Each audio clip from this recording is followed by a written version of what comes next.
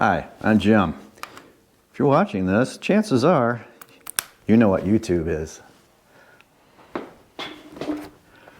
Wonderful, isn't it?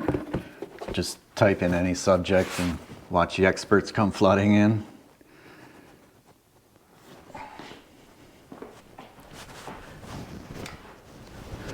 Sarcasm aside, it is a good resource if you're unfamiliar with the subject matter. Me, my passion's music and music creation. But ever since I was young, I had a fascination with English history and culture, and what better place to find a nice doco on the subject than YouTube? As I devour each episode of Time Team and soaked in Dr. Worsley's stories of Hampton Court, my fascination grew. Further down the YouTube rabbit hole I went, the more I realized just how long England had been occupied by humanity. I'm reminded of an episode of Time Team where people went into their back gardens and found evidence of their ancestors.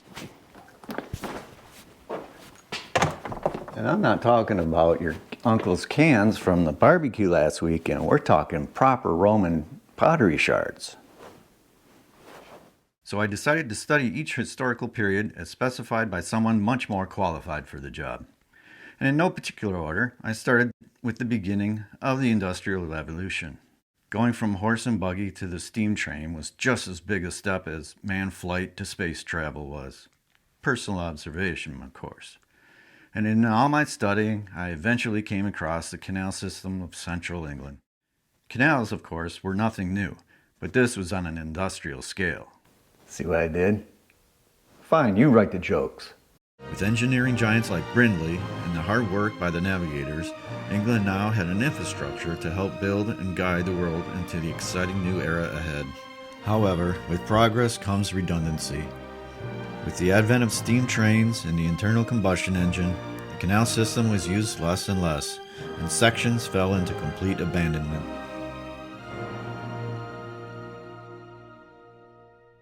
Since people were living in a tiny section in the back, the boatsman's cabin, and they were not hauling cargo anymore, they decided to knock down a wall and expand the living quarters by about 50 feet. Enter the modern-day narrowboat. Now, people are restoring the canals and boats as part of their national heritage and heading back out onto the cut. I realized I'd glossed over a lot of history, but attention spans being what they are, I thought it best. Not only are they restoring old boats and reclaiming unnavigable sections of the canal with the help of the Canal and River Trust and dedicated volunteers and lockkeepers, they decided to take us along via YouTube. The reason for this video is to introduce myself and my intentions. In April of this year, I'll be going to England for the very first time. Sorry, Scotland, I'll see the Kelpies next time. So England, right? Big Ben, Parliament, Buckingham Palace. Will I be seeing all those things? No. I mean, I might, but I'm not going there for that. I'm going on the world's largest gongoozling quest.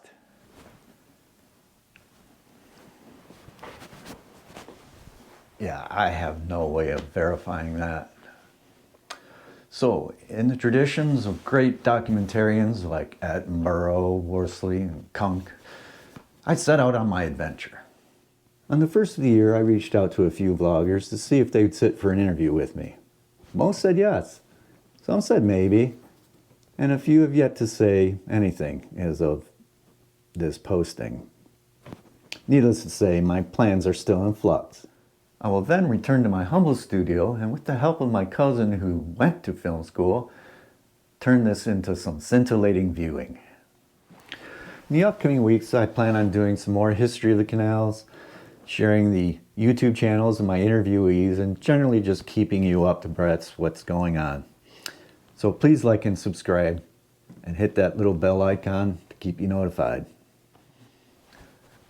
I've been workshopping some titles.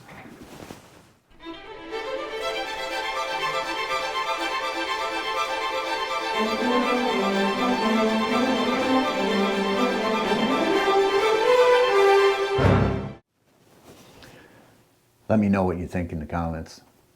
Well, that's it for me for now, so thanks for watching, and bye.